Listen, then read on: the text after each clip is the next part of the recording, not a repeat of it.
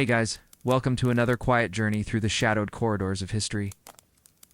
Tonight, we're drifting back to an era when the line between medicine and poison was drawn in pencil, soft, smudged, easily erased by desperate hands seeking relief from the endless weight of Victorian existence. Have you ever wondered what it felt like to reach for comfort in a world before warnings, before prescriptions, before we understood the weight of what we swallowed? What did people do when their bodies ached with the bone-deep weariness of industrial labor when sleep wouldn't come despite exhaustion that seemed to seep into their very souls? When the grinding wheel of daily life wore them down to nothing more than bone and bitter necessity? Let me know in the comments where you're listening from and what time it is where you are. It's strangely comforting to see how many of us are drifting off together from different corners of the world. Some of you perhaps in London itself, where these stories unfolded, others in places that didn't exist as destinations when our Victorian characters lived and breathed and suffered. Now, dim the lights, maybe switch on a gentle fan for that soothing background hum that mimics the constant whisper of 19th century machinery, and let's settle in for tonight's quiet journey through history. We're traveling to Victorian Britain, time and place that seems simultaneously familiar and utterly alien to our modern sensibilities. Picture gaslight flickering against bottle-green pharmacy windows, casting dancing shadows on cobblestones worn smooth by millions of feet seeking the same things we seek today. Relief, rest, something to make the unbearable just bearable enough to continue. This was an era when patent medicines promised miracles in elegant script, when laudanum flowed as freely as tea in working-class kitchens and aristocratic drawing rooms alike, when the very substances we now lock away behind pharmacy counters were sold like groceries to anyone with a few pence and a convincing cough. The Victorian relationship with drugs was unlike anything we can easily comprehend today. Imagine a world where cocaine was considered as safe as aspirin, where opium was recommended for everything from teething babies to melancholy wives, where morphine arrived by post with no more ceremony than ordering fabric or furniture. This was unto society of secret addicts hiding their habits. This was an entire civilization that had convinced itself it had discovered the chemical keys to human happiness, that science had finally provided solutions to problems that had plagued humanity since we first became conscious enough to suffer. Tonight, let your breathing slow as we explore not the grand narratives of empire and industry that usually define Victorian history, but the intimate stories of ordinary people seeking extraordinary relief. We'll meet the clerk with aching joints reaching for his nightly tonic, measuring hope one careful teaspoon at a time. We'll sit with the grieving mother spooning cordial into her restless child, trying to balance survival against safety in a world that offered precious little of either. We'll join the weary seamstress who found her only peace in a small brown bottle, and witness how that peace slowly transformed into a prison she couldn't name. These weren't people fundamentally different from us. They felt pain the same way we do, experienced anxiety with the same racing hearts and sleepless nights, faced loss and disappointment, and the grinding daily pressure of simply staying alive. The difference was in their solutions, their cultural blind spots, their magnificent and tragic faith in chemistry as salvation. They lived in the first great age of pharmaceutical optimism, when every new compound seemed to promise an end to some form of human suffering, when the very idea that these miracle substances might create suffering of their own seemed not just unlikely, but ungrateful. Rest your head back, close your eyes, and let us begin where all Victorian stories should. In the damp, dim corners where real life unfolded, one quiet dose at a time. We'll travel from the fog-choked counting houses of London to the elegant drawing rooms of Belgravia. From the pharmacy windows that glowed like jeweled caves to the bedside tables where salvation sat waiting in amber bottles. We'll explore a world where pain was common and relief was cheap, where the same substances that killed also healed, where the line between medicine and poison depended more on social class than chemistry. Tonight, as you drift between waking and sleeping, let these Victorian ghosts whisper their secrets to you. Not just the history of what they consumed, but the deeper story of why they needed to consume it, what they were trying to escape, what they were hoping to find. Their pharmaceutical experiment lasted a century and touched every life in the British Empire. Its effects ripple down to us still, in ways both obvious and invisible, shaping how we think about drugs, addiction, relief, and the eternal human search for something better than unmedicated existence. The fog is gathering around us now, thick with the smoke of coal fires and the dreams of those who came before. Let us step into their world, breathe their air, feel their desperation and their hope, and understand how an entire civilization learned to live in a gentle chemical haze that they convinced themselves was the natural state of civilized human consciousness. Imagine yourself there. London, November 1885. The fog hangs thick tonight, a gray wool blanket that tastes of coal smoke, horse dung, and something metallic that might be blood or might be the very air itself, turned poisonous by the city's industrial breath. You can feel it settling in your lungs as you hurry down Cheapside, your worn boot heels clicking against cobblestones slick with something you'd rather not identify, but which seems to reflect the gaslight like scattered coins of contaminated gold. The fog isn't just weather here. It's a living thing that crawls into your chest and makes itself at home, adding its weight to the burden your lungs already carry. Every breath tastes of sulfur and soot. Every exhalation brings with it a little more of whatever's rotting inside your chest. The doctors call it consumption, though you've never consumed anything richer than weak tea and stale bread. Mrs. Pemberton, your landlady, calls it lung rot with the casual authority of someone who's watched dozens of her tenants cough themselves to death over the decades. You are 26 years old, though your body feels decades older. Worn down by work that was never meant for human beings, poisoned by air that was never meant for human lungs. Your name is William Hartwell, and you're a junior clerk at Blackwood. And Sons Thread Merchants, one face among hundreds bent over ledger books in a counting house that smells perpetually of ink, dust, and the peculiar mustiness of men who wash irregularly because hot water costs money they don't have. Your world is numbers, endless columns of figures that dance before your tired eyes until they blur into meaningless scratches. Like hieroglyphs from some civilization that worshipped tedium, the rhythm of your days begins before dawn, when London is still dark and the gas lamps burn with halos of yellow light that seem to push the shadows rather than dispel them. You wake in your narrow bed in Mrs. Pemberton's boarding house at 43 Drury Lane, a damp room on the 3rd floor, where the wallpaper peels like diseased skin, and the window glass is so grimy that even noon feels like twilight. The building itself seems to be slowly dissolving.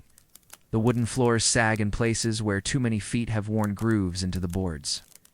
The walls are stained with decades of cooking smoke and human exhalation. Everything feels slightly damp, as if the Thames has found a way to seep into every surface. Your joints ache before your feet hit the cold floorboards. A deep, persistent throb in your knees and wrists that arrived with last winter's influenza and never quite departed. It's not the sharp pain of injury, but the dull, grinding ache of inflammation that seems to live in your bones. Like an unwelcome tenant who's decided to make your skeleton his permanent home. Some mornings the pain is bearable, a background hum that you can ignore if you focus on other things. Other mornings, like this one, it feels as if someone has filled your joints with ground glass and rusty nails. The cold doesn't help. November in London is a special kind of misery, not the clean, sharp cold of winter that kills germs and clears the air, but a damp, penetrating chill that seeps through wool and flesh and settles in your marrow. Your room has no fireplace, just a small grate that Mrs. Pemberton allows you to use for 2 hours each evening if you provide your own coal. Coal costs money, and money is something you measure in halfpennies, counting and recounting the coins in your pocket like a miser with his hoard. You dress in the same clothes you've worn for 3 years now. Wool trousers that chafe against your legs with every step, leaving raw patches on your thighs that never quite heal. A shirt collar that's frayed beyond any pretense of respectability, yellow with age and washing in water that's more gray than clean. A waistcoat that's seen better decades, its buttons held on with different colored thread that maps the history of your decline. The wool scratches against your skin, but it's all you can afford on 12 shillings a week, and wool is warmer than the cotton that the truly desperate wear. Your morning cough starts the moment you stand, a harsh, rattling sound that echoes off the thin walls and draws annoyed thumps from the room next door, where Mr. Peterson, the umbrella mender, is trying to sleep off another night's worth of gin. The cough brings up something thick and yellow that tastes of copper and decay.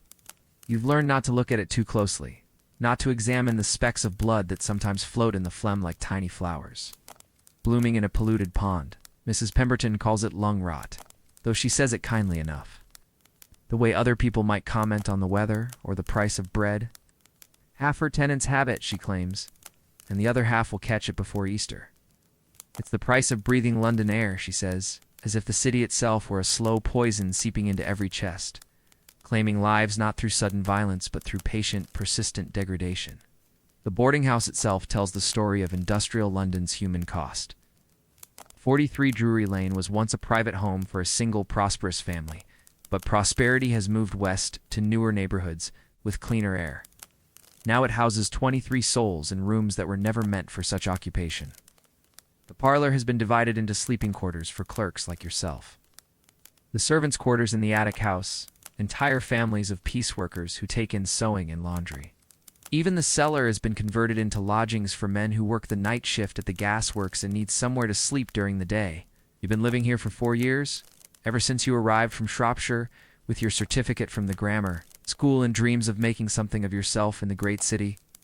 Those dreams have been pared down to their essence now. Survival, not success, not advancement, not the comfortable life you once imagined. Just the basic animal need to keep breathing, to keep earning just enough to pay for the privilege of continuing to exist. Your breakfast is weak tea and a heel of yesterday's bread, sometimes with a scraping of dripping if Mrs. Pemberton is feeling generous. Or if one of her lodgers has died and left behind provisions that would otherwise go to waste. The tea tastes of nothing. It's been brewed so many times that the leaves have given up all their essence, leaving only brown water that's warm if you're lucky.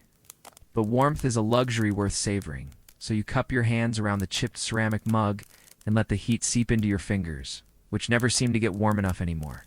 You eat, standing by the kitchen window, watching the alley cats pick through refuse while your stomach churns with its familiar morning rebellion. The cats are thin as knife blades, their ribs showing through patchy fur, but they're survivors, like everyone else in this part of London. They've learned to find sustenance in things that would have disgusted their country cousins. Scraps of meat, so rotten they regreen with decay, puddles of milk gone sour, anything that contains calories enough to fuel another day of scavenging. The walk to work takes you through streets that seem designed to break the human spirit one step at a time. Drury Lane gives way to the Strand, then to Fleet Street, then to Cheapside. Each transition marked by subtle changes in the quality of desperation. The streets closest to your boarding house reek of poverty without pretense. Open sewers, piles of refuse, the sour smell of too many people living too close together with too little soap. As you move toward the business district, the poverty becomes more discreet, hidden behind shop fronts and counting house facades, but no less real. Puddles of indeterminate liquid reflect the gray sky, their surfaces broken by the occasional rat. By your own feet splashing through contamination, you've learned not to think about too carefully. The air thrums with the constant noise of a city that never truly sleeps. Horses snorting and stamping, their breath visible in the cold air. Wheels clattering over cobblestones in rhythms that seem to echo the machinery in the factories. Vendors calling out their wares in voices made hoarse by the same air that's destroying your lungs. Children crying with hunger or cold, or the simple misery of being small and vulnerable in a world built for adults who barely manage their own survival. The smell follows you like a faithful dog. Sewage and smoke, unwashed bodies and boiled cabbage. The metallic tang of machinery and something sweetly rotten that might be garbage or might be something worse. It's the smell of civilization pushed beyond its limits, of too many people creating too much waste in too small a space, of progress that measures success in production rather than in the health of those who produce. At Blackwood & Sons, you climb 3 flights of narrow stairs to reach the counting room, your breath coming in short, painful gasps by the time you arrive. The stairs themselves are a form of torture. Steep, narrow steps that force you to lift your knees higher than your joints want to allow, bringing sharp stabs of pain that radiate from your kneecaps to your hips. By the second flight, you're gripping the banister with both hands, pulling yourself up as much as walking. By the third, you're stopping every few steps to catch your breath, trying to quiet the cough that threatens to double you over.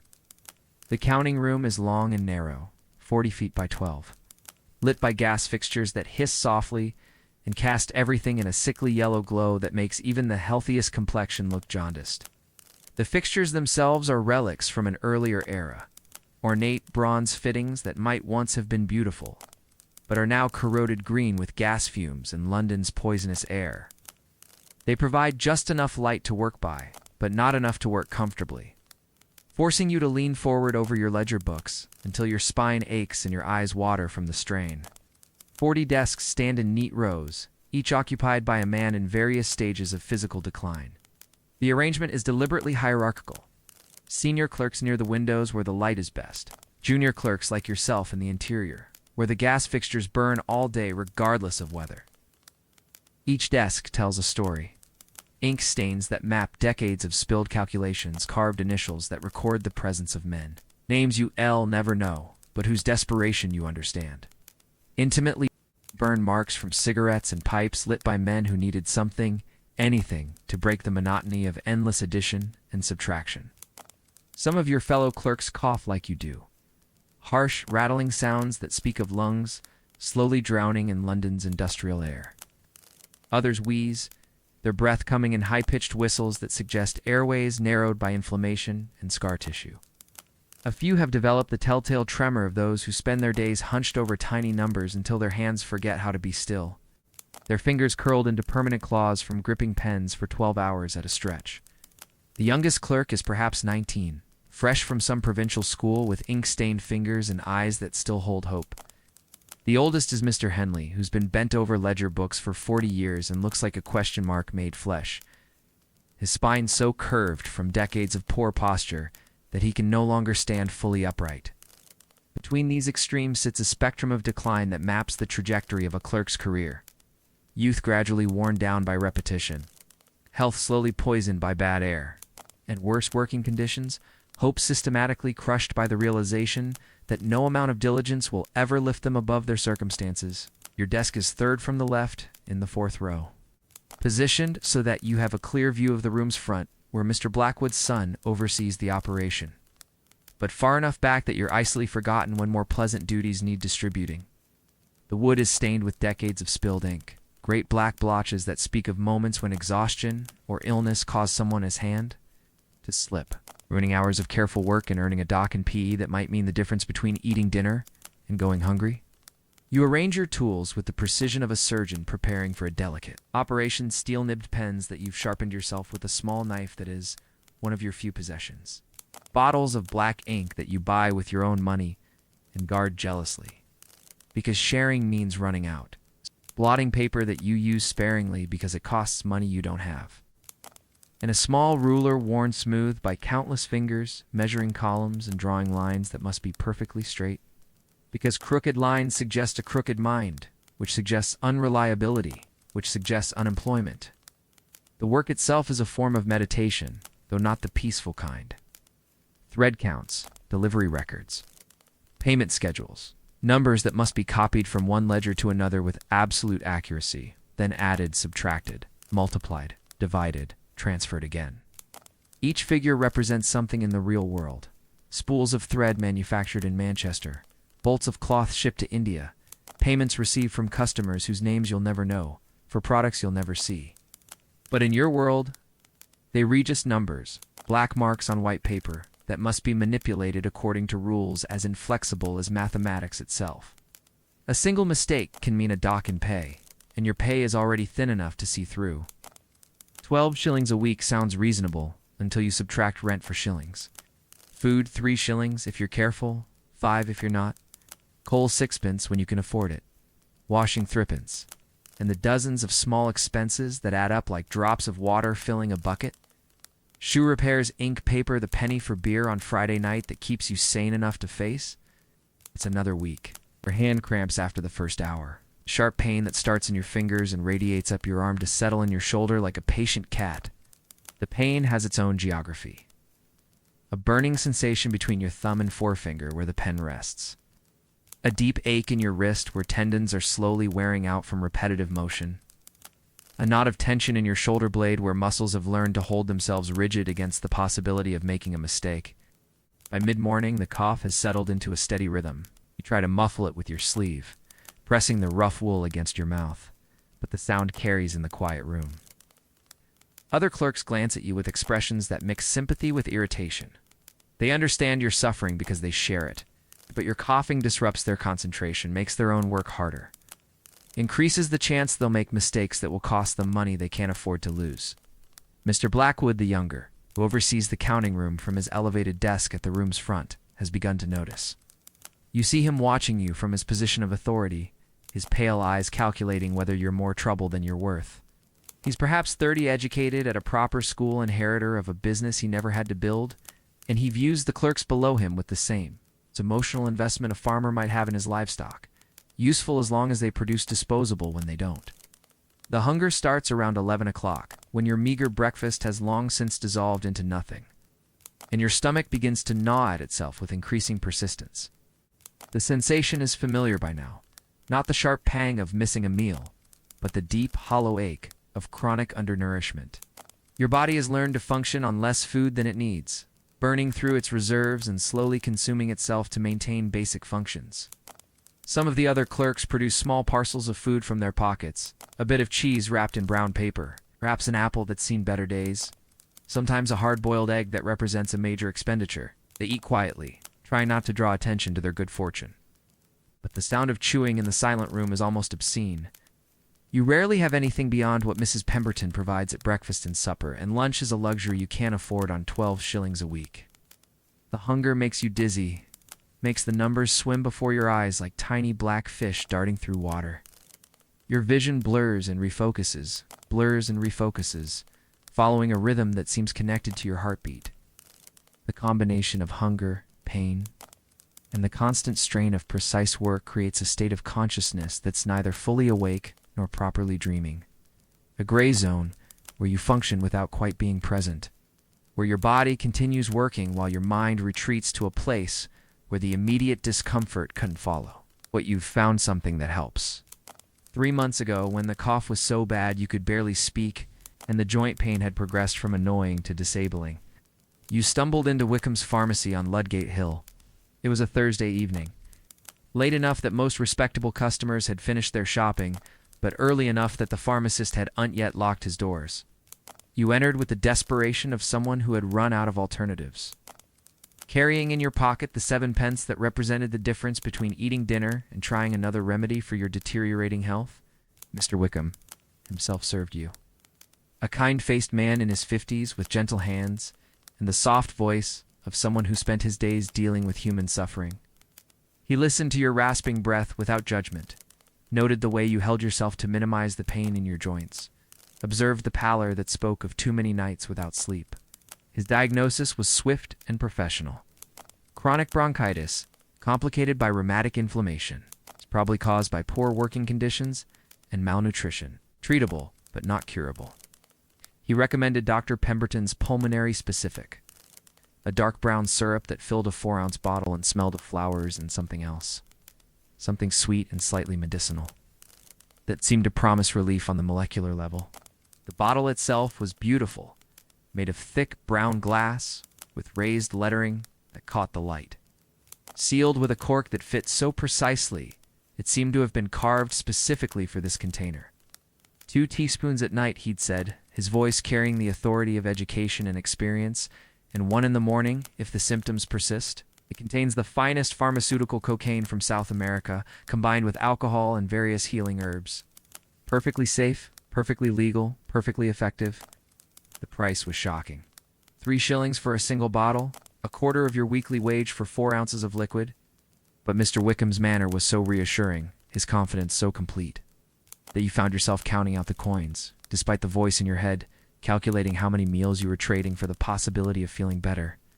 He wrapped the bottle in brown paper, with the care of someone handling something precious, pressed into your hand a small printed card with detailed instructions for use. The first dose was revelation.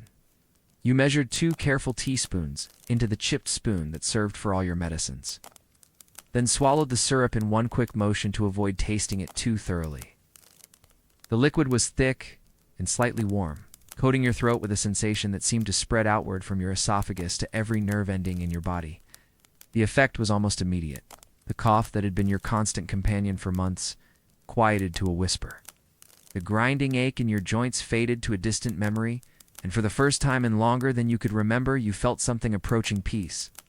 More than that, The syrup seemed to wrap your entire being in soft cotton, smuffling not just your physical pain but the sharp edges of your daily despair. The constant anxiety about money and health and a future that seemed to stretch ahead like an endless row of identical gray days. But it was more than just pain relief. The medicine seemed to clarify your thinking while simultaneously making you care less about the things that usually worried you. The cramped room that normally felt like a prison became merely a place to rest. The job that typically filled you with dread transformed into something tolerable, even occasionally pleasant. The other lodgers who usually irritated you with their snoring and coughing and personal habits became fellow travelers on a journey you all shared but rarely discussed. You slept that night more deeply than you had in months, your dreams filled with colors that seemed more vivid than anything you'd experienced in waking life. When you woke, the pain had returned, but at a manageable level, and you found yourself looking forward to the day in a way that felt almost foreign after so many months of dreading each dawn. You returned to Wickham's the following week, then again the week after. The brown bottle now sits in your desk drawer, hidden beneath a stack of carbon paper.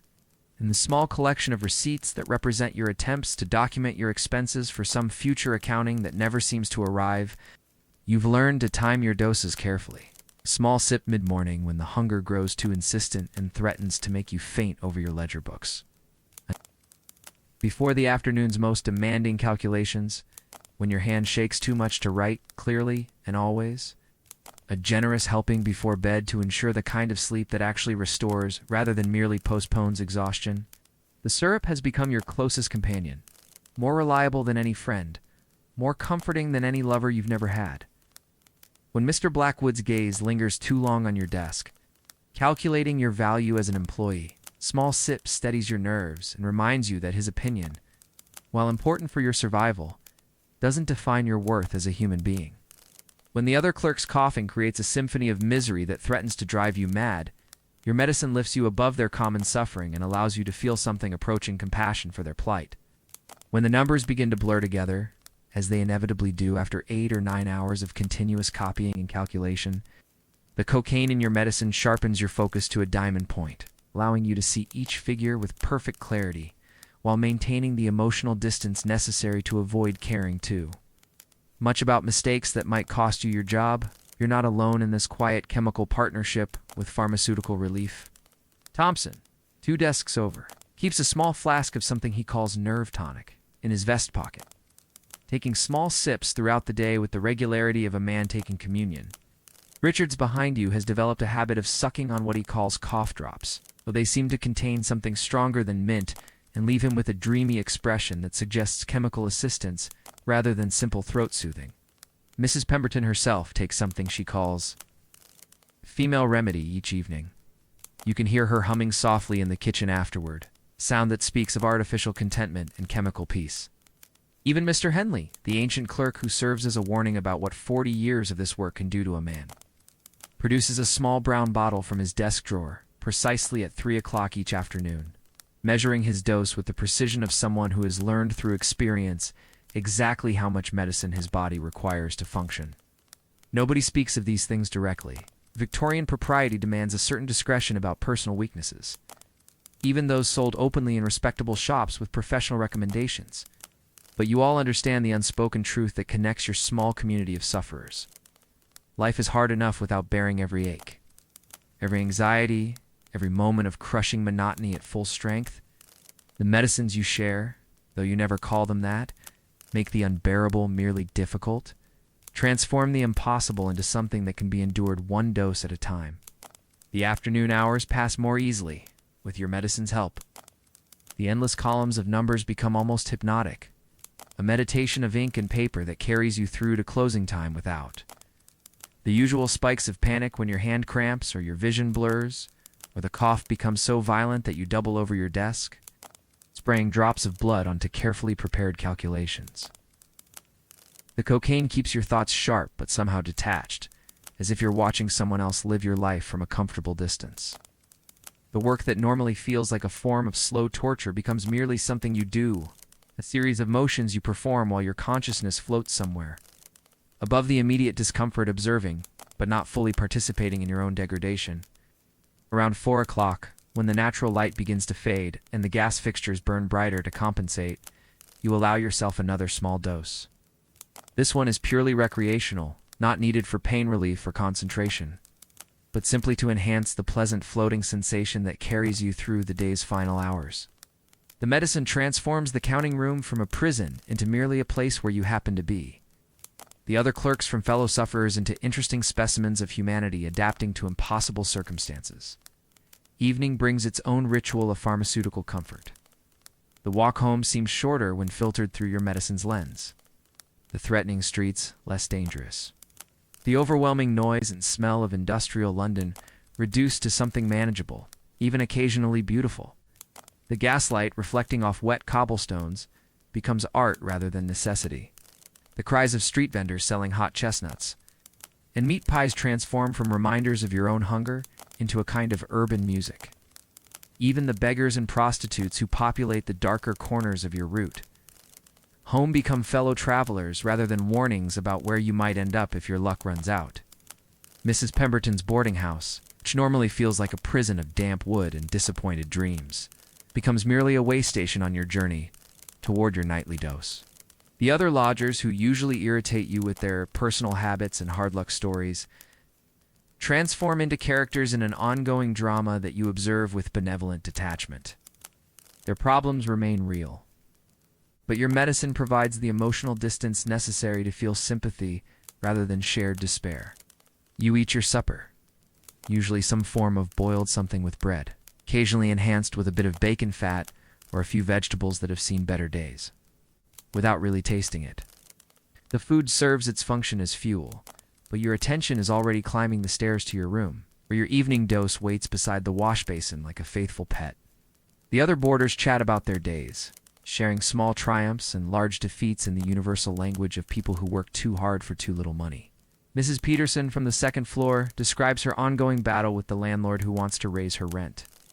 While refusing to fix the broken window that lets in wind and rain, Mr. Davies, who works in a factory that makes furniture, shows off a cut on his hand that he claims came from a machine that's been dangerous for months, but which management refuses to repair. Because repair costs money, and injured workers can be easily replaced. Their voices seem to come from very far away, filtered through the pleasant haze that your afternoon medicine has created. You nod and make appropriate sounds, but your thoughts are already focused on the transition from conscious suffering to medicated peace that awaits you upstairs. The conversations wash over you like waves against a distant shore, audible but not quite real, meaningful to their participants, but irrelevant to your own chemical journey toward pharmaceutical salvation. Your evening dose is the day's reward. The golden key that unlocks the door between conscious suffering and merciful oblivion.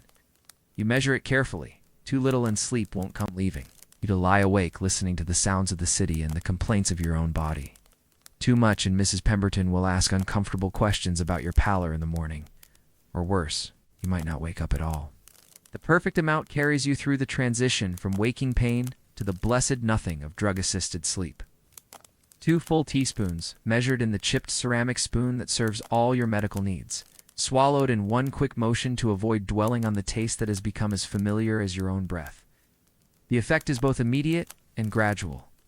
A warm, spreading sensation that starts in your stomach and radiates outward through your entire body, followed by a gentle loosening of all the tensions that hold your consciousness together during waking hours. The ache in your joints dissolves first, fading from sharp complaint to distant memory. The tight knot of anxiety in your chest, the constant worry about money, about health, about a future that seems to offer nothing but more of the same, slowly unravels until you can breathe deeply for the first time since morning. As you lie in your narrow bed listening to the sounds of London settling into its own troubled rest, the distant clatter of late carriages carrying people who can afford such luxury, the calls of night workers whose shifts are just beginning, the ever-present hiss of gas lamps burning in the fog. You feel your medicine working its gentle magic on both body and spirit, the sounds that normally keep you awake, reminding you of all the life happening outside your small room, transform into a lullaby of urban existence. The building itself seems to breathe around you, floors creaking as other lodgers settle into their own attempts at rest, pipes gurgling with water that may or may not be clean, the building's wooden bones expanding and contracting with changes in temperature and humidity. Your mind, normally trapped in endless loops of worry about tomorrow's work and next week's rent, begins to drift toward more pleasant territories. The medicine doesn't eliminate problems, but it provides the emotional distance necessary to see them as temporary rather than permanent, manageable rather than overwhelming. The cough that has defined your waking hours quiets to occasional, almost polite clearing of your throat. The pain that usually makes sleep impossible becomes a distant sensation, acknowledged but not experienced with full intensity. The rhythm of your days has found its chemical cadence, as regular and necessary as heartbeat or breathing. Wake, dose, work, dose, home, dose, sleep. It's a pattern as predictable as the sunrise, as essential as food or water or the very air you breathe. You tell yourself you're treating an illness, managing a condition, practicing a form of medical self-care that any reasonable person would understand and approve.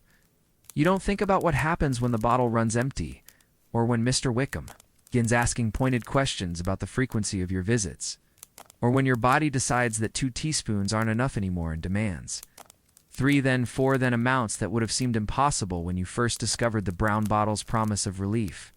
Those are tomorrow's problems, and tomorrow feels very far away when you're refloating on a sea of synthetic serenity that makes even your cramped, damp room feel like a sanctuary.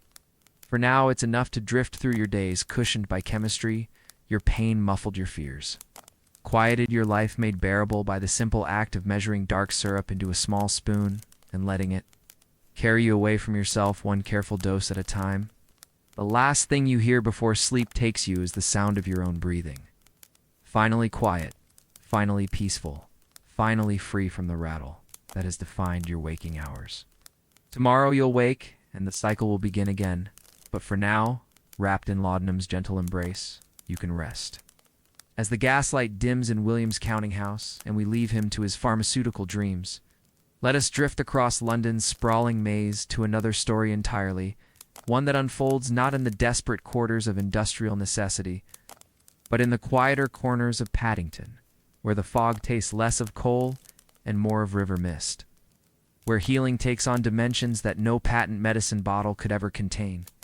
Here, in a narrow 3-story house that sits like a gentle island in the stream of London's relentless commerce, we find Mary Seacole in the autumn of her extraordinary life. The year is 1870, 15 years since. The guns fell silent in the Crimea, 15 years. Since she returned from that distant war with empty pockets and a heart full of stories that few people seemed eager to hear, fewer still seemed willing to believe. The newspapers had moved on to other heroes, other wars, other causes that captured the public imagination for their brief moment before fading into the general catalog of yesterday's concerns. The medals and testimonials that once opened doors now gathered dust in a small wooden box beside her bed, relics of a time when her courage and competence had been urgently needed rather than politely acknowledged and quickly forgotten. Mary has discovered what many veterans learn in the aftermath of service. Fame fades with ruthless efficiency, but bills arrive with the punctuality of church bells. The comfortable life she might have expected as reward for her sacrifices in the Crimea has proven to be another casualty of war, not destroyed by bullets or disease, but worn away by the simple passage of time in society. Limited attention span for yesterday. Heroes. She has found her refuge at 157 George Street, a house that tells its own story of London's changing fortunes. It's built in the 1820s for a prosperous merchant family. It speaks of earlier ambitions in its elegant proportions and careful details. High ceilings that were designed to impress, windows sized to capture maximum light rooms, arranged with the assumption that life should be lived graciously rather than merely survived. But prosperity, like fame, has moved west to newer neighborhoods with cleaner air and more fashionable addresses. The merchant families have followed their fortunes to Belgravia and Kensington, leaving behind houses that retain their architectural dignity while serving humbler purposes. The brass nameplate beside Mary's door reads simply, M. Seacole, Lodgings. But those who climb her worn wooden stairs know they're re-entering something far more complex than a simple boarding house. Picture her now, at E5, moving through her kitchen with the deliberate grace of someone who has learned to make every motion count. Her hands weathered by years of grinding herbs and tending wounds, works steadily at the massive oak table that dominates the room as Centaura. Tables she rescued from a bankrupt restaurant, and which now serves as surgery, pharmacy, and dining room depending on the hour and the need. The kitchen itself is a testament to her philosophy of healing, a space where cultures and traditions blend as freely as the herbs in her mortar and pestle. Bundles of dried plants hang from the ceiling beams like botanical prayers suricé from Jamaica. Camphor bark from the East Indies, European chamomile that grows wild in suburban gardens, lavender that she cultivates in the small plot behind the house. Each bundle tells a story of distance traveled and knowledge preserved, of healing traditions that have survived slavery, colonization, and the general dismissal that greets folk medicine in an age increasingly convinced that modern chemistry holds all the answers. Glass jars line the shelves in neat rows, their contents labeled in Mary S. careful handwriting that reveals her gentleman's education, unusual for a woman of her background, miraculous for someone born into the complex social hierarchies of colonial Jamaica. Jalap root sits beside calomel powder, cola nut extract next to Dover's powder, the familiar alongside the exotic, the traditional beside the modern, creating a pharmacopoeia that spans continents and centuries. But it's the unlabeled preparations that draw the most desperate visitors' bottles and jars filled with tinctures, poultices, and compounds that exist nowhere in official medical texts, but which have been tested in the crucible of human suffering. The dark green tincture that settles stomach troubles no London physician can diagnose. Brewed from a combination of Caribbean herbs and English roots according to a recipe that exists only in Mary's memory. The aromatic oil that eases the joint pain of washerwomen and dock workers. A blend of traditional remedies with just enough laudanum to provide relief, without creating the desperate dependence that destroys so many of her potential patients. The bitter tea that helps factory girls sleep. Despite the constant noise of machinery echoing in their dreams, a mixture of valerian, hops, and a dozen other plants that she's tested and refined over years of careful observation. Noting which combinations work best for different types of insomnia, different sources of anxiety, different levels of desperation. Mary's approach to healing bridges worlds with the quiet confidence of someone who has seen both war and peace, civilization and wilderness, the heights of human courage and the depths of human need. In the Crimea, she learned to work with whatever was available, whined for strength when proper medicine ran out, herbs for infection when the military doctor's supplies proved inadequate, laudanum for the pain that couldn't be touched by gentler, means our prayer or the simple human comfort of a cool hand on a fevered forehead. Now, in peacetime London, she applies that same pragmatic wisdom to the everyday sufferings of people who can't afford proper doctors, won't be treated respectfully by proper doctors, or have found that proper doctors can offer them nothing but expensive prescriptions. 4. Problems that require attention to the whole person rather than just the presenting symptoms.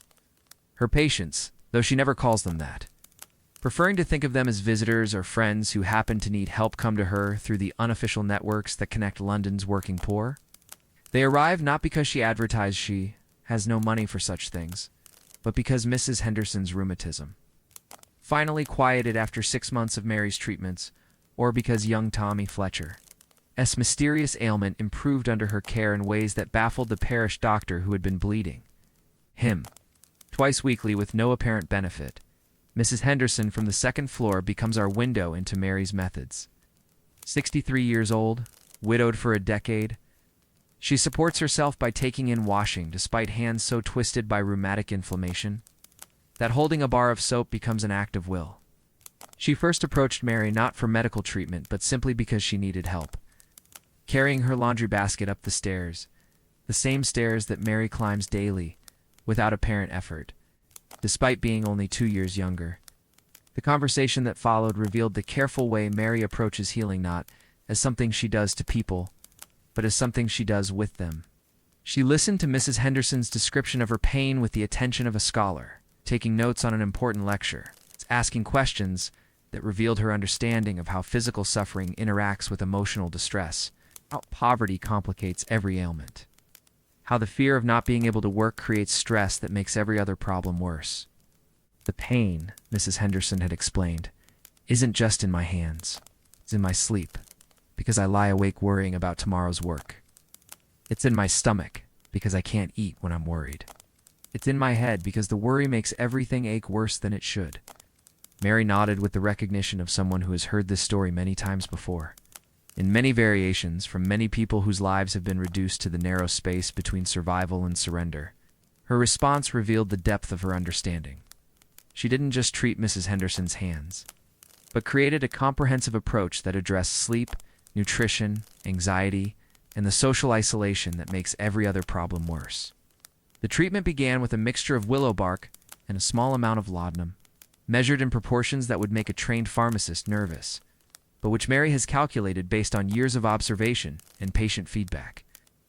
Too much laudanum and Mrs. Henderson would become dependent on the very substance that was supposed to free her. From dependence on pain, it's a little, and the relief wouldn't be sufficient to break the cycle of pain, sleeplessness, and anxiety that was slowly destroying her ability to function. But the medicine was only the beginning. Mary instituted a routine that transformed Mrs. Henderson's relationship with her own suffering.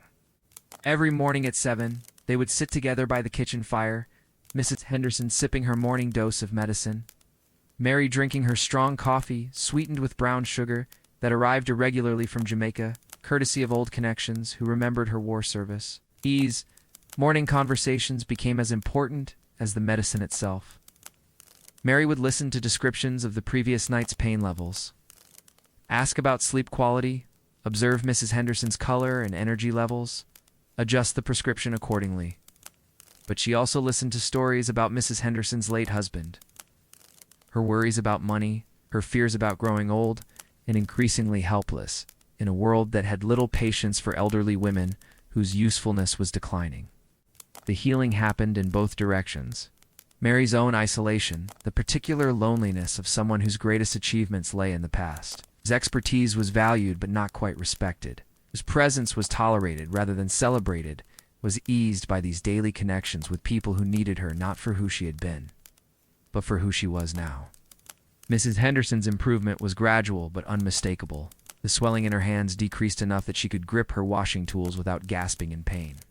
Her sleep improved to the point where she could work a full day without the exhaustion that had been making every task feel overwhelming.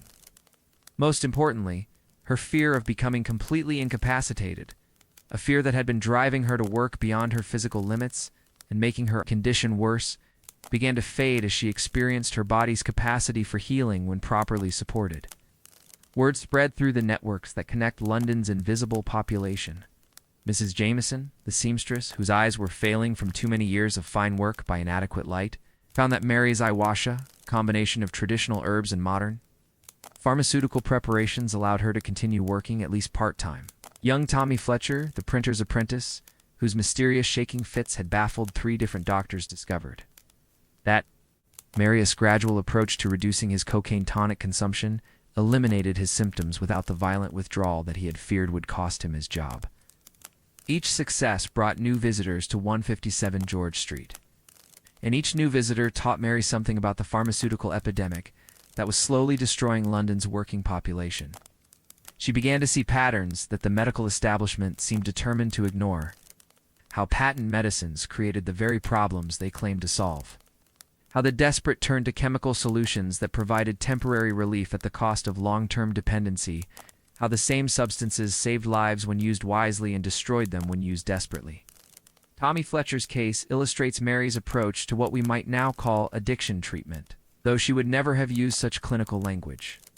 Tommy arrived at her door on a rainy Thursday in October 1871, sent by Mrs. Henderson, who had noticed his increasingly erratic behavior during the morning rush for the omnibus that carried workers to their various employment. He was 19 years old, employed as an apprentice at Morrison's print shop on Fleet Street, and suffering from what he called the shakes tremors that made his work impossible and his sleep fitful. The tremors had begun 6 months earlier, coinciding with his discovery of Dr. Peterson's Vigor Tonic, a cocaine-laced preparation that promised to sharpen mental focus and increase physical endurance. The tonic had worked perfectly at first, allowing Tommy to work longer hours with greater precision, pressing his employers enough that they had hinted at the possibility of permanent employment when his apprenticeship ended. But as often happens with pharmaceutical solutions to human limitations, the tonic's effects had diminished, even as Tommy's need for them increased. By the time he reached Mary's kitchen, Tommy was consuming 3 bottles weekly of a preparation that contained enough cocaine to kill a horse, spending nearly half his wages on medicine that no longer provided the benefits he desperately needed, but which he could unstop taking without becoming violently ill. Mary's approach to Tommy's problem revealed the sophistication of her healing philosophy. She understood that sudden withdrawal from cocaine could be dangerous. It's potentially fatal for someone who had been consuming such large quantities for so long. But she also recognized that continued use at current levels would destroy his health, his job, and quite possibly his life within a matter of months. Her solution was characteristically patient and comprehensive. She created a substitute preparation that contained gradually decreasing amounts of cocaine mixed with herbs that provided their own stimulating effects, cola nut extract, strong tea, small amounts of caffeine, containing plants that could provide energy and focus without the dangerous dependency created by pure cocaine. More importantly, she addressed the underlying problems that had led Tommy to pharmaceutical solutions in the first place. His job required levels of precision and concentration that were probably beyond normal human capacity when sustained for 12 hours daily. His wages were insufficient to support the kind of life he wanted to build, creating constant financial pressure that made the enhanced performance provided by cocaine seem worth any risk. His social isolation, apprentices occupied an uncomfortable position between childhood and adulthood. Not quite workers, but no longer children, left him with few sources of support or guidance. Mary's kitchen became Tommy's refuge during his gradual withdrawal from pharmaceutical dependency.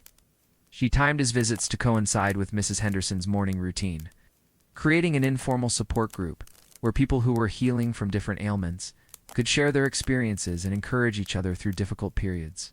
The conversations that developed around Mary's kitchen table revealed the breadth of pharmaceutical suffering in Victorian London.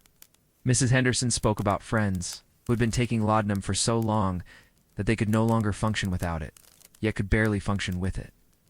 Tommy described fellow apprentices who relied on various tonics and stimulants to meet their employers' impossible demands, creating a generation of young workers whose natural energy had been replaced by chemical substitutes. Mary listened to these stories with the attention of both healer and historian, recognizing that she was witnessing something unprecedented in human history: the first great wave of mass pharmaceutical dependency. An epidemic that was largely invisible to those in power, because it affected primarily the poor and the powerless. Her response was to become a quiet revolutionary, developing methods of healing that addressed not just individual symptoms, but the social and economic conditions that made those symptoms inevitable. She could uneliminate poverty or improve working conditions or change the fundamental structures that made people desperate enough to accept dangerous solutions to impossible problems. But she could help individuals navigate those structures with fewer chemical dependencies, better coping strategies, and the kind of community support that makes survival possible even under difficult circumstances. The contrast between Mary's methods and the patent medicine industry that was flourishing around her couldn't have been more stark. While London's chemists sold bottles of female elixir and gentlemen's vigor tonic with ingredients as mysterious as their promises were grandiose, Mary knew exactly what went into every preparation she made. She measured by experience rather than by precise pharmaceutical standards. But her remedies worked because they were crafted for people with specific needs rather than marketed to anonymous masses with generic promises. Her reputation grew through the networks that connect people who have been failed by official medicine. Washerwomen told seamstresses, who told factory workers, who told their neighbors about the kind Jamaican lady on George Street, who actually listened to what was wrong before deciding what might help. They came to her not because she was famous. Her war celebrity had long since faded from public memory, but because her treatments worked in ways that were both medically effective and economically sustainable. The economic aspect of Mary's healing practice revealed another dimension of her revolutionary approach to medicine. The patent medicines that filled London's pharmacy shelves were expensive enough that using them properly, following the recommended dosages for the recommended duration, cost more than most working people could afford. This forced users into a cruel choice: use less medicine than needed and get insufficient relief, or use the recommended amounts and face financial hardship that made their underlying problems worse. Mary's preparations were priced according to what people could afford rather than what the market would bear. She accepted payment in labor when cash wasn't available, Mrs. Henderson helped with laundry and cleaning. Tommy Fletcher assisted with heavy lifting and errands. This created a community around healing rather than a transaction, making the medicine itself only one part of a broader process of restoration and support. Dr. James Mitchell, a young physician working in the East End's charity clinics, began referring patients to Mary when conventional treatments failed, or when patients couldn't afford the medicines he prescribed. His first visit to 157 George Street was motivated by professional curiosity about what he had heard described as miraculous recoveries among some of his most hopeless cases. What he found challenged every assumption he had been taught about proper medical practice. Mary's kitchen looked nothing like a proper surgery. No sterile surfaces, no scientific instruments, no formal separation between healer and patient.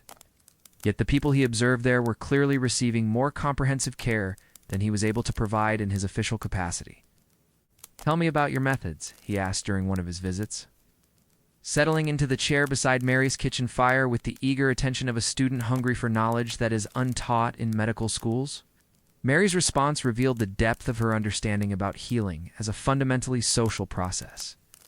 "Medicine," she explained, while continuing to grind herbs with the steady rhythm that had become second nature over decades of practice, "is about relationships. The plant, the person, the healer, the community, everything connected, everything working together."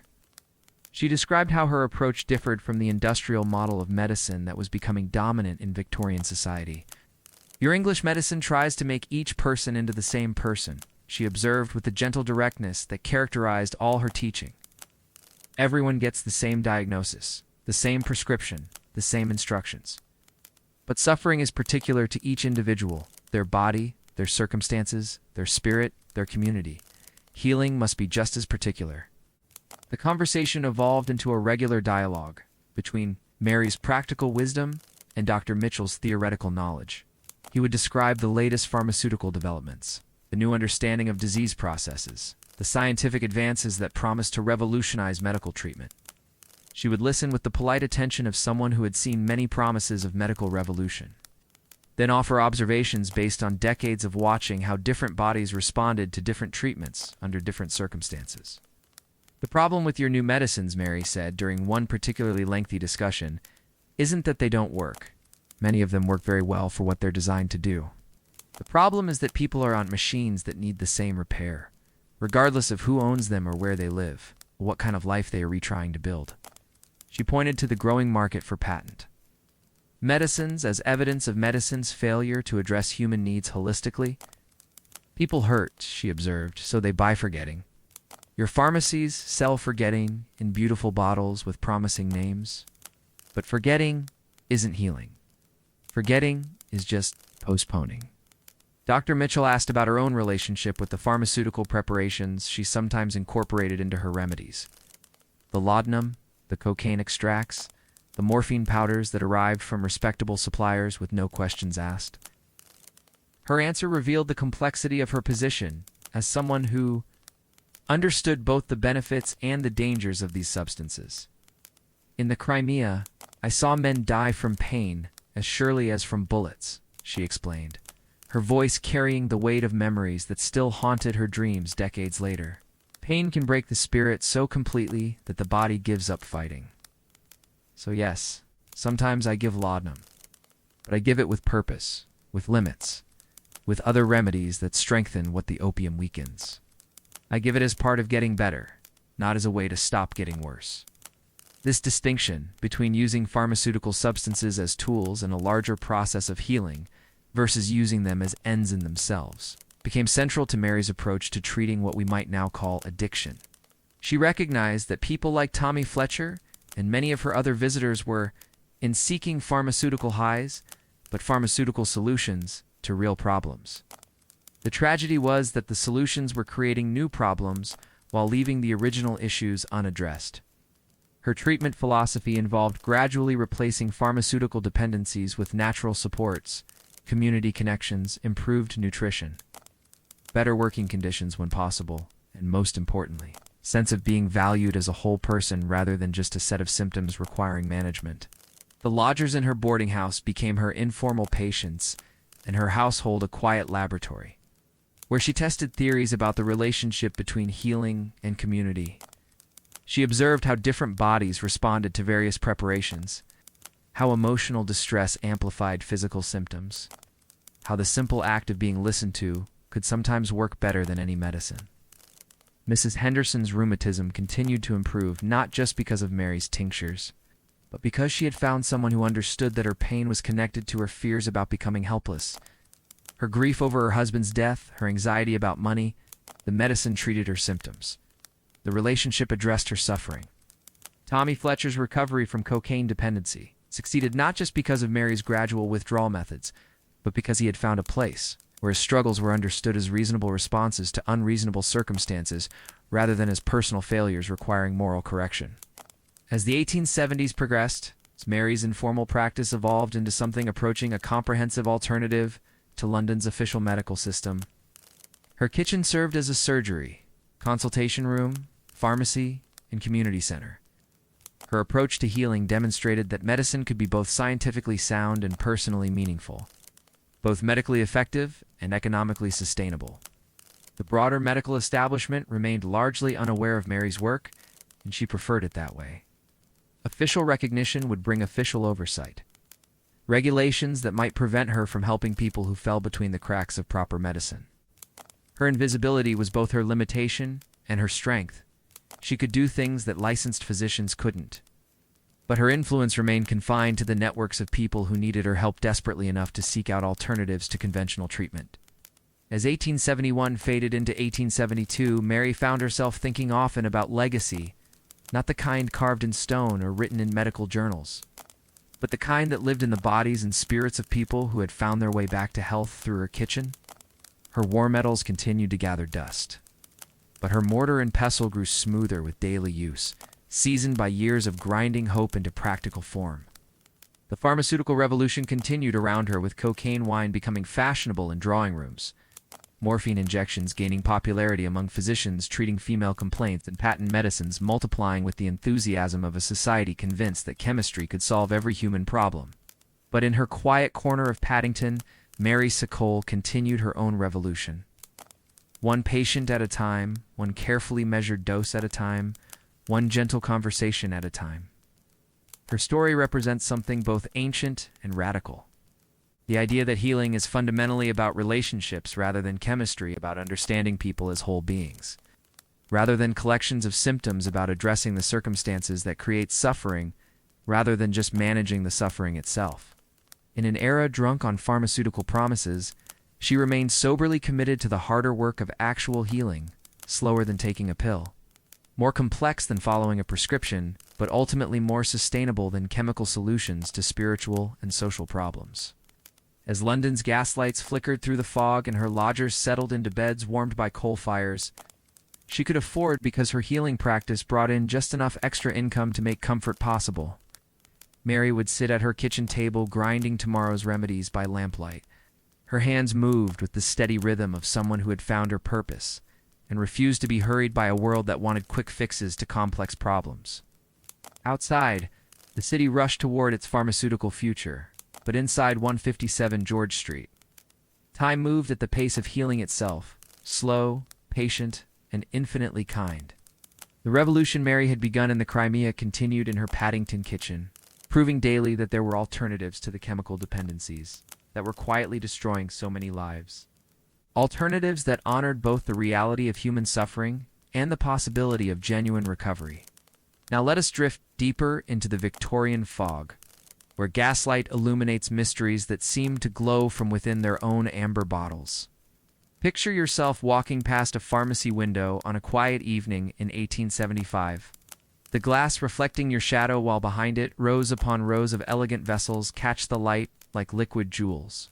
Clear glass containers with labels written in flourishing script that promises relief from every human ailment.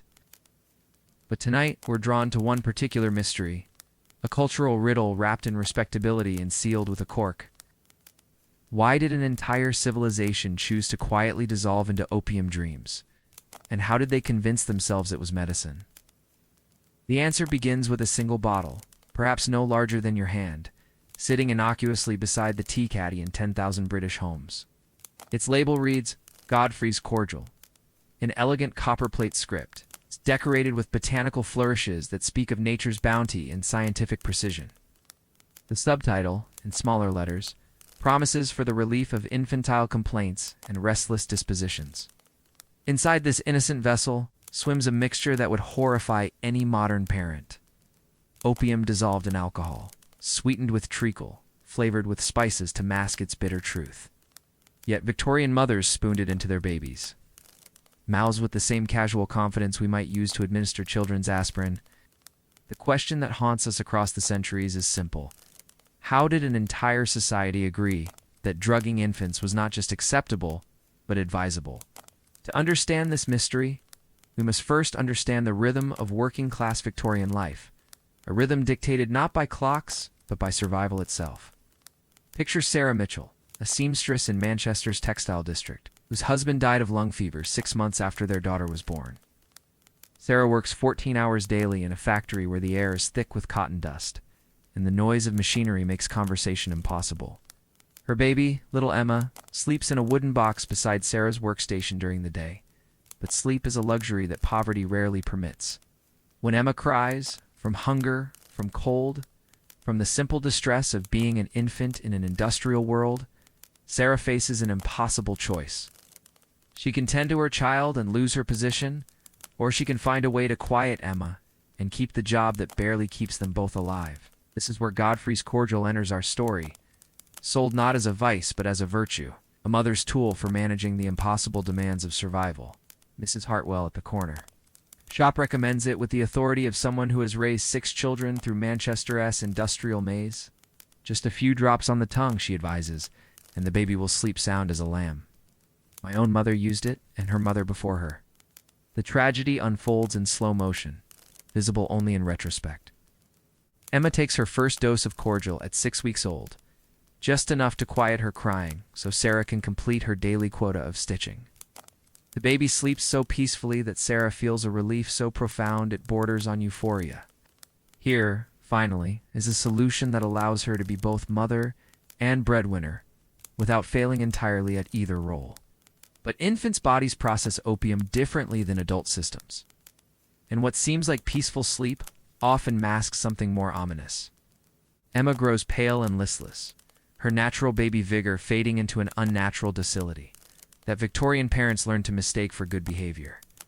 Well-behaved babies don't cry, don't fuss, don't demand attention at inconvenient moments.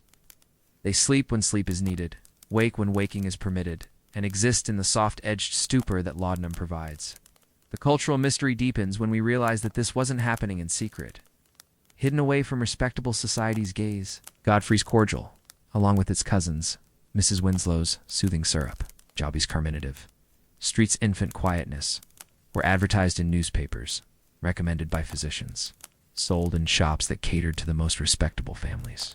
The Victorian middle class had convinced itself that these preparations were evidence of modern medicine's triumph over ancient suffering. Dr. Pemberton's Medical Guide for Mothers, a best-selling manual of the era, devotes an entire chapter to the proper management of restless infants, recommending small doses of opiate preparations for babies who display excessive animation or troublesome crying. The language transforms infant drugging into responsible parenting, reframing chemical sedation as maternal wisdom. But the mystery runs deeper than individual desperation or medical ignorance. Why did an entire culture develop such an intimate relationship with oblivion? The answer lies partly in the Victorian relationship with pain itself, a relationship fundamentally different from our modern expectations of comfort and relief. Consider the life of Thomas Hartwell, our earlier clerk's contemporary, who keeps a different kind of journal, not of daily accounts, but of daily pain. His entries written in careful copperplate catalog a relationship with suffering that modern readers would find nearly incomprehensible.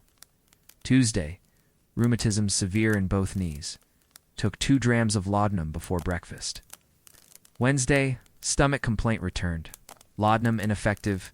Tried Dover's powder with better results. Thursday, general unease, perhaps from overuse of remedies. Abstained until evening dose. Thomas isn't unusual. Middle-class Victorian households kept pain diaries with the same methodical attention they applied to household accounts, tracking symptoms, remedies, and effects with scientific precision. But their science was hobbled by a fundamental misunderstanding of addiction itself. They saw tolerance and dependence as evidence that their bodies were learning to process medicine more efficiently, rather than warning signs of developing addiction. The cultural blindness was reinforced by the era's rigid class distinctions. When working-class mothers gave cordial to their babies, they were seen as irresponsible parents, creating future addicts. When middle-class ladies took laudanum for female complaints, they were managing their health with appropriate medical supervision. When upper-class gentlemen enjoyed their cocaine wine at exclusive clubs, they were participating in sophisticated social rituals that demonstrated their cosmopolitan awareness of modern pharmaceutical advances. This hypocrisy created a maze of mirrors where no one could see their own reflection clearly. Mrs. Victoria Ashford, the banker's wife who takes 3 doses of laudanum daily for her nervous condition, writes stern letters to the Times about the moral degradation of working mothers who stupefy their infants with drugs. She cannot see, or chooses not to see, that her own medicine contains the same active ingredient as the cordial she condemns. The mystery deepens when we examine the advertising that surrounded these products. Patent medicine advertisements of the 1870s read like poetry written by demons, beautiful language that transforms chemical dependence into spiritual transcendence. Mrs. Winslow's soothing syrup provides immediate relief from the trials of teething, allowing both mother and child to experience the peaceful rest that nature intended. The copywriters had discovered that euphemism was more powerful than honesty, that people would buy poison if it was labeled as blessing. But perhaps the most haunting aspect of this cultural mystery is how thoroughly it erased its own victims. Infant mortality rates in opium-using households were significantly higher than in families that avoided these preparations. But the deaths were attributed to other causes: failure to thrive, sudden decline, mysterious wasting. The babies who died from laudanum overdoses disappeared into Victorian England's general catalogue of childhood mortality, a specific cause of death lost in an era that expected children to die and asked few questions about why. Archaeological evidence of this quiet epidemic still emerges from Victorian-era sites. In back gardens throughout Britain, construction workers occasionally uncover small brown bottles, their labels long since dissolved, but their shapes instantly recognizable to anyone familiar with the era's pharmaceutical landscape. These bottles, buried like secrets in London clay and Manchester soil, whisper of a civilization that chose chemical comfort over clear-eyed suffering. Some bottles still contain residue that can be analyzed: laudanum, morphine, cocaine, alcohol, and various plant extracts that would be illegal today, but were once as common as table salt. Laboratory analysis reveals the stunning potency of these preparations. Some contained opium concentrations high enough to kill an adult, marketed specifically for use on infants and children. The most chilling discoveries come from former sites of foundling hospitals and workhouses, where archaeologists have found caches of empty bottles buried in systematic patterns. These suggest institutional use of opiates on a massive scale. Orphanages that kept their charges docile with regular doses of cordial, workhouses that managed difficult inmates with liberal applications of laudanum, hospitals that discovered it was cheaper to sedate patients than to actually treat their conditions. Yet the cultural mystery persists.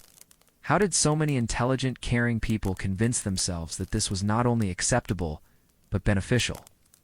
Part of the answer lies in the Victorian faith and progress itself. The belief that anything new must be better than what came before. That science had finally provided solutions to problems that had plagued humanity since the beginning of time. The era's medical establishment promoted this view with evangelical fervor. Dr. William Hammond, a prominent New York physician, wrote in 1874 that the judicious use of opiate preparations represents one of medicine's greatest triumphs over human suffering. Future generations will look back on our era as the time when mankind first learned to live without pain. The irony, visible only in historical retrospect, is that Dr. Hammond himself died of morphine addiction in 1900. His brilliant career destroyed by the very substances he championed. His personal tragedy mirrors the larger cultural blindness, the inability to see that their miracle cures were creating new forms of suffering, even as they promised to eliminate old ones. Modern forensic analysis of Victorian-era hair samples preserved in museums and private collections, reveals the extent of the era's pharmaceutical experimentation. Hair strands from the period show traces of opium, cocaine, morphine, and various plant alkaloids in concentrations that suggest regular, sustained use across all social classes. The Victorian era, it seems, was literally high, an entire civilization, existing in a gentle chemical haze that they had convinced themselves was the natural state of civilized human existence. The mystery of Victorian drug use ultimately reflects a deeper mystery about human nature itself, our eternal desire to escape the constraints of our physical existence, our willingness to trade future suffering for present relief, our capacity to rationalize almost anything if the alternative is confronting our own mortality and limitations. As we drift through these historical shadows, wrapped in the fog of centuries and the comfortable distance of time, we might ask ourselves, what will future archaeologists make of our journey through Victorian pharmaceutical shadows? What bottles will they uncover from our era toward its close? And what stories will those containers tell about our own relationship with pain, pleasure, the marble substances we swallow in search of something better catch the light of human consciousness? Chandeliers where suffering wears silk gloves, and addiction speaks with an Oxford accent. Here, in the rarefied atmosphere of Britain's social elite, the same substances that destroyed working-class families became the accessories of refined living, transformed by wealth, education, and social position into something approaching art. This is the world where opium was not a desperate escape from grinding poverty, but a cultivated aesthetic experience, where addiction was reframed as sensitivity, and where chemical dependence became a mark of sophisticated taste. Picture Lady Catherine Pembroke in her morning room at Ashworth House, Belgravia. The year is 1878, and she sits at her writing desk. Not the rough wooden surface of our clerk's counting house, but a delicate French secretaire, inlaid with mother-of-pearl and gold leaf. Before her lies not a ledger of dreary accounts, but correspondence from the most fashionable names in London society. Yet her morning ritual bears a curious resemblance to that of our working class. Clerk, she reaches for a small crystal vial filled with amber liquid, measures a careful dose into a silver spoon, and swallows her daily medicine with the practiced grace of long habit. Lady Catherine's laudanum is not the crude preparation sold in working-class neighborhoods. Hers comes from Harrod's pharmaceutical department. It's prepared by royal appointment from the finest Turkish opium, dissolved in aged brandy and flavored with rare spices from the East Indies. The bottle itself is a work of art, cut crystal with an ornate silver stopper, bearing her monogram in delicate script. Even her addiction, it seems, must be beautiful.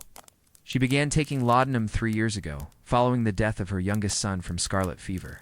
Dr. Pemberton, the same physician who recommended the preparation for our clerk's cough, prescribed it for what he called maternal melancholia, condition that Victorian medicine treated with the same opiate solutions applied to every other form of human distress. The first dose brought such profound relief from her grief that Catherine felt she had discovered not just medicine, but revelation itself. The transformation was remarkable. The sharp edges of her loss softened into something manageable. The crushing weight of sorrow lifted just enough to allow her to function in social situations that now seemed to require enormous effort. She could receive callers without weeping, attend dinner parties without the constant threat of emotional collapse, and maintain the carefully composed facade that her position in society demanded. But something else changed as well.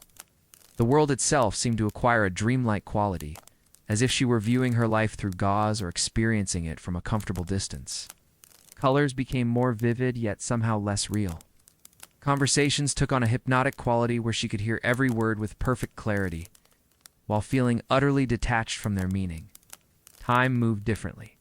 Hours could pass in what felt like moments, while single conversations seemed to stretch across entire afternoons. Lady Catherine's morning dose became as essential to her daily routine as her Lady S-maid or her morning correspondence. She developed the addict's keen awareness of timing, knowing exactly when the previous dose would begin to wear off, anticipating the subtle return of anxiety and emotional pain that signaled the need for renewal. But unlike our working-class clerk, who hid his habit behind shame and secrecy, Catherine's opium use was woven into the very fabric of aristocratic life. Her social circle included other laudanum enthusiasts, ladies who spoke in veiled terms about their nerve tonics, and female remedies gentlemen who praised the philosophical insights that came with their evening doses of tincture, They had created an entire subculture around their shared chemical experience, complete with its own vocabulary, rituals, and aesthetic sensibilities. At Lord Pemberton's monthly salon, held in his library on Grosvenor Square, the most refined minds of Victorian society gathered to discuss literature, philosophy, and politics, while delicate crystal glasses of cocaine wine circulated among the guests. The conversation took on a peculiar quality, simultaneously deeply intellectual and strangely ethereal, as if the participants were exploring profound truths from a great height. Thomas de Quincey's Confessions of an English Opium Eater had become their unofficial manual, transforming drug addiction from vice into a form of artistic exploration. De Quincey's rapturous descriptions of opium dreams provided a framework for understanding their own experiences as something approaching the sublime. They were not addicts, they told themselves, but pioneers of consciousness, explorers of inner space that conventional sobriety could never reach. The literature of the era both reflected and shaped this aristocratic romance with pharmaceutical transcendence. Samuel Taylor Coleridge's opium-inspired poetry became the soundtrack to their chemical adventures, while Elizabeth Barrett Browning's laudanum-influenced verses provided a feminine perspective on pharmaceutical creativity. These writers didn't hide their drug use. They celebrated it as the source of their artistic inspiration, creating a cultural mythology that transformed addiction into genius. Lord Pemberton himself embodied this aesthetic approach to chemical dependence. A man of considerable inherited wealth and minimal inherited purpose, he had discovered in opium a way to transform his essential uselessness into something approaching profundity. His evening ritual was as elaborate as a religious ceremony. He would retire to his private study light precisely 3 candles, arrange his collection of rare books within easy reach, and then prepare his dose with the precision of a chemist and the reverence of a priest. The opium came from his private supplier, a discreet gentleman, who imported the finest preparations from Constantinople and Delhi. Each variety offered a different type of experience. Turkish opium for philosophical contemplation, Persian for creative inspiration, Indian for what Lord Pemberton called spiritual communion with the infinite. He kept detailed journals of his experiences, treating his addiction as a form of scientific experimentation, and his consciousness as a laboratory for exploring the limits of human perception. But even in this rarefied atmosphere, the fundamental reality of chemical dependence asserted itself with ruthless persistence.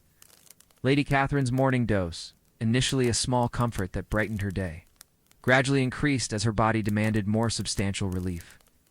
What began as a teaspoon became a tablespoon, then 2, then enough laudanum to kill a horse. Her elegant crystal vial required refilling with increasing frequency, though she told herself this was simply evidence of her medicine's effectiveness. The physical effects were harder to disguise with aristocratic refinement. Her once luminous skin took on a waxy pallor that no amount of powder could conceal. Her conversation, formerly animated and engaging, became languid and disconnected, as if she were participating in discussions from very far away. Her legendary beauty, the subject of countless society portraits, began to fade in ways that seemed to transcend normal aging, as if the opium were dissolving her from within. Yet the social machinery of Victorian aristocracy was designed to accommodate such decline with discretion. Lady Catherine's increasing reclusiveness was explained as artistic sensitivity. Her growing inability to maintain normal social relationships was attributed to the refined nature of her temperament. Her obvious physical deterioration was politely ignored by friends who had their own pharmaceutical secrets to protect. The gentlemen's clubs of St. James's provided similar sanctuary for men, as opium habits had progressed beyond the recreational into the essential. White's, Brooks's, and Boodle S. all maintained private rooms where members could retire for what they called contemplative recreation. Quiet spaces where gentlemen could enjoy their laudanum or cocaine wine without fear of observation by less sophisticated eyes. These clubs also served as informal centers for pharmaceutical intelligence. Members shared information about new preparations, reliable suppliers, and novel methods of consumption. They developed elaborate rating systems for different types of opium, comparing their effects with the same attention that wine connoisseurs devoted to vintage classification. Chinese opium was praised for its clarity of effect, Turkish for its emotional warmth, Indian for its philosophical depth.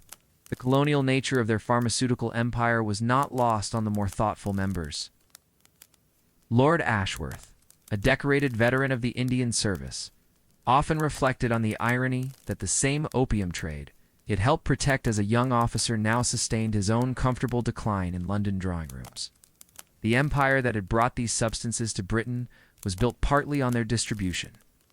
Yet the society they created was slowly destroying itself with its own pharmaceutical success. Dr. James Richardson, physician to several prominent families, observed this aristocratic pharmaceutical culture with growing unease. Unlike his colleagues who simply prescribed whatever their wealthy patients demanded, Richardson began to notice patterns that troubled his medical conscience.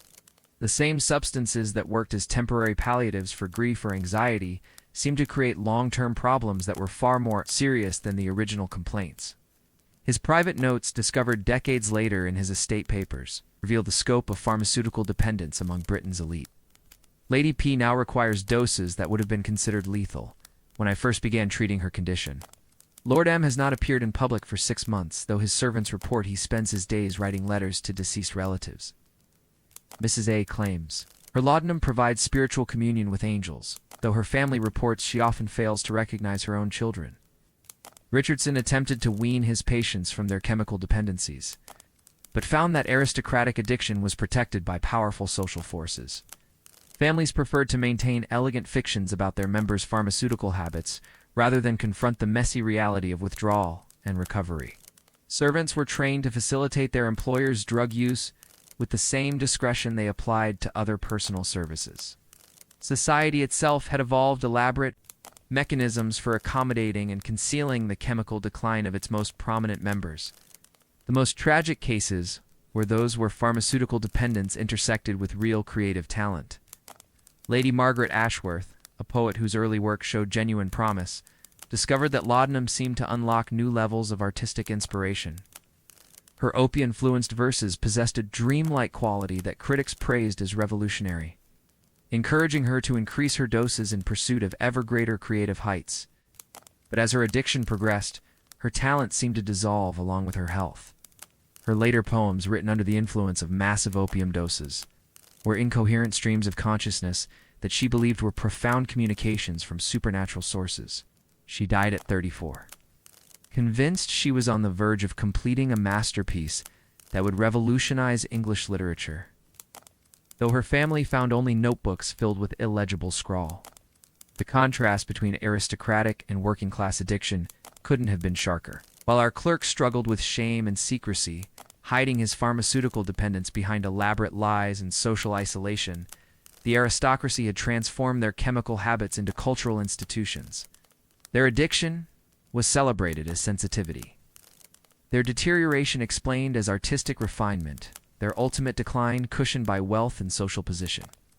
Yet the fundamental tragedy remained the same across all social classes. Whether addiction wore the rough clothes of a Manchester factory worker or the silk gown of a Belgravia socialite, it followed the same inexorable progression from relief to dependence, from comfort to compulsion, from solution to surrender. The beautiful bottles and elegant rituals of aristocratic drug use could not change the basic chemistry of addiction or the ultimate trajectory of pharmaceutical dependence. As the Victorian era drew toward its close, the sight of aristocratic decline became a familiar feature of London society. Great houses stood shuttered, while their owners lived in pharmaceutical isolation, attended by servants who had learned to navigate the strange rhythms of opiate addiction. Family fortunes were quietly spent on increasingly exotic preparations as tolerance demanded ever larger doses of ever stronger substances. The empire that had enriched Britain through the opium trade was slowly consuming its own beneficiaries, creating a generation of aristocrats who lived like gorgeous phantoms in their own ancestral homes, sustained by the same substances that had built their family's wealth and now ensured their decline. In the gaslit drawing rooms of Belgravia and Mayfair, the gentle decay of the opium-eating aristocracy continued its slow, beautiful, inexorable progress toward oblivion. And so we reach the end of our gentle journey through the pharmaceutical shadows of Victorian Britain, where gaslight has faded to memory and the fog has lifted to reveal the distance between their world and ours. As you rest there, breathing slowly in the comfort of your modern sanctuary, let us pause to reflect on how far we have traveled not just through the streets of 19th century London, but through the endless human search for relief from the weight of being alive. The bottles are empty now, their contents long since poured into the river of time.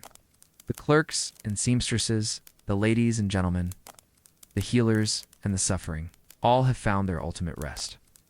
Their final escape from the aches and anxieties that once seemed so unbearable. Their stories drift toward us like smoke from extinguished candles, carrying whispers of lives lived at the intersection of hope and desperation, medicine and poison, comfort and surrender. What strikes us now, across the comfortable distance of more than a century, is not the strangeness of their pharmaceutical habits, but their profound familiarity. The Victorian who reached for his laudanum bottle faced the same essential human, the dilemma that confronts every generation. How do we bear the weight of consciousness? How do we live with bodies that ache, minds that worry, hearts that break? Their answers were different from ours, but their questions remained unchanged.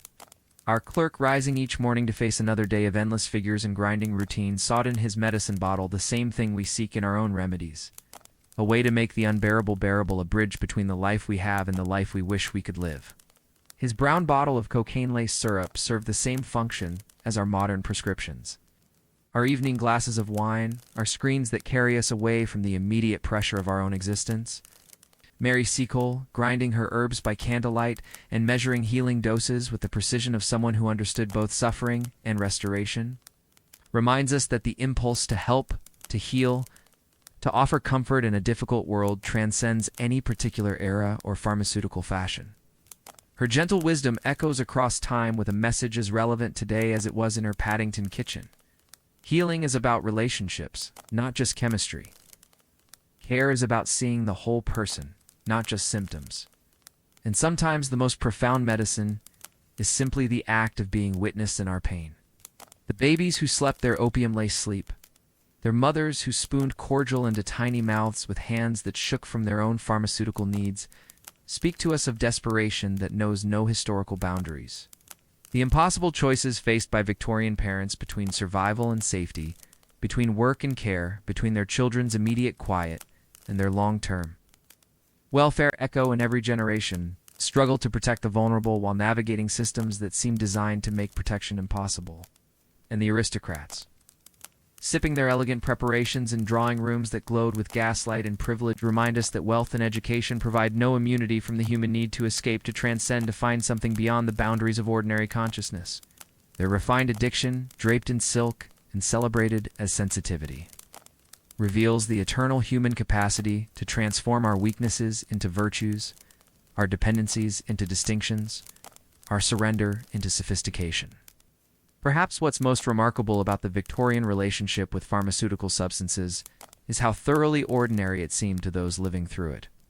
The clerk didn't see himself as a drug addict, but as someone managing a medical condition. The mother giving cordial to her baby saw herself as practicing responsible childcare. The lady with her morning laudanum understood herself as treating a legitimate nervous condition. The gentleman with his opium pipe believed he was exploring the frontiers of human consciousness. They lived inside their own cultural moment, surrounded by the assumptions and blind spots that every era carries like invisible atmosphere. We can see their mistakes clearly because we stand outside their time, but we cannot see our own with the same clarity. Because we remain trapped inside our own historical moment, breathing our own invisible assumptions about what constitutes normal, healthy, acceptable ways of managing human difficulty. The Victorian era's pharmaceutical experiments created a vast, unintentional laboratory for studying human nature itself. What they discovered, without meaning to, was that the line between medicine and poison is not fixed but fluid. That the difference between healing and harm depends not just on the substance, but on the relationship between person, chemical, and circumstance. They learned that desperation makes its own logic, that suffering seeks relief by whatever means available, and that societies can normalize almost anything if the alternative is confronting their own limitations. Their legacy lives on in ways both obvious and subtle. The same companies that sold laudanum to Victorian mothers evolved into our modern pharmaceutical industry. The same human needs that drove people to opium dens and medicine shows continue to drive our own searches for chemical solutions to existential problems. the same social patterns that allowed aristocratic addiction, while condemning working class.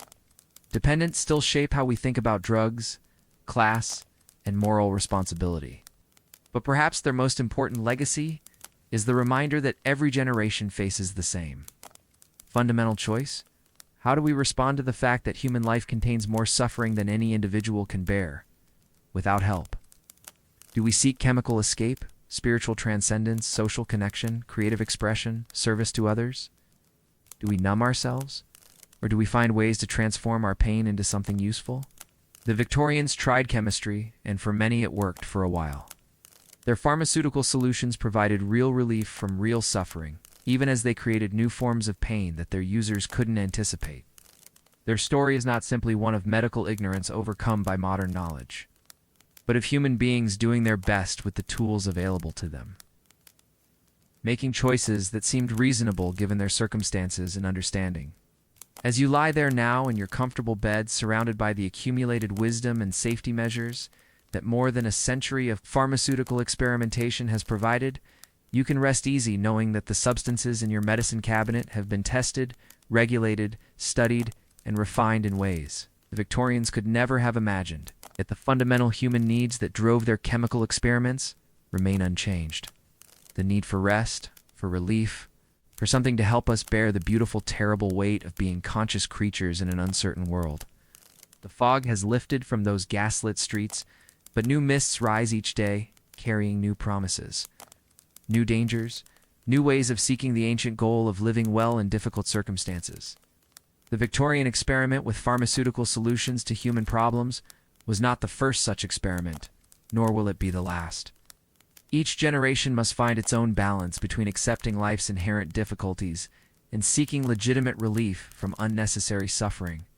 The clerk's empty bottle catches no more gaslight. The babies sleep their final natural sleep. Mary Seacole's mortar and pestle lie silent in some forgotten drawer. The aristocratic drawing rooms echo only with memory, but their stories continue to whisper across time, reminding us that the search for healing, for comfort, for ways to make this difficult life a little easier connects every human being across every century. Sleep now, gently, peacefully, knowing that you are part of this endless human story, this ancient search for rest, for relief, for ways to transform suffering into something bearable, something meaningful, something that might even approach joy. The Victorian pharmaceutical experiment is over, but the human experiment continues, and you are both its subject and its author, its question and its answer, its seeker and its rest. Let your breathing slow, let your body sink into the comfort of your bed, let your mind drift toward the quiet darkness where all stories eventually lead. The gaslight has gone out. The fog has lifted, and in the gentle chemistry of sleep, you can find your own perfect dose of peace, measured not in teaspoons, but in the infinite precision of dreams, administered not by troubled hands but by time itself, the greatest healer of all. Rest now. The pharmacy of night is open, and its only medicine is the sweet surrender of consciousness into the deeper rhythms that carry us all, eventually, safely home.